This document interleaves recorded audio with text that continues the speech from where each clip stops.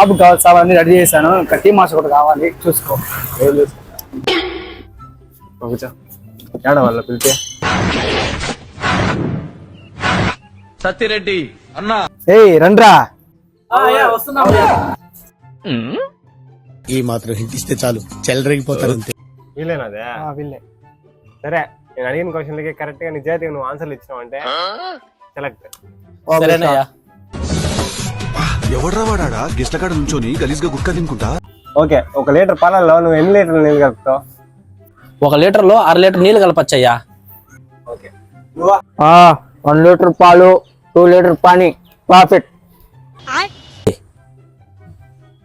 Okay.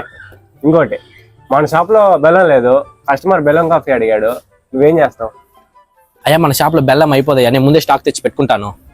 అయినా అయిపోయింది, నువ్వేం చేస్తావు? ఒకవేళ అయిపోతే పరిగెత్తుకుని వెళ్ళి బెల్లం తీసుకొచ్చి మన షాప్ లోనే బెల్లం కాఫీ ఇచ్చేస్తానయ్యా కస్టమర్ కి. హైట్ వెయిట్ బిహేవియర్ చూసి మూర్ఖుడేమో అనుకున్నాను, మంచోడే. బాయ్ సార్ సెక్యూరిటీలో రికార్డ్స్ ను బూస్ట్ చేసి ఇచ్చేస్తా సార్, ప్రాఫిట్. నువ్వేదో కొంచెం తేడాగా కనపడుతున్నావే. ఏంది మచ్చా వీడు? Okay, last question. షాప్ ఇవ్వాలి నీకు ఇస్తా, పొద్దున ఎన్ని గంటలకు వచ్చి షాప్ ఓపెన్ చేస్తావు? అయ్యా 3 గంటలు వేసేసి మొత్తం క్లీన్ చేసేసి 4:30 కదా టీ పెట్టి ఇచ్చేస్తాను అందరికి. మామూలు టైం కాదే ప్రకాష్. బాయ్.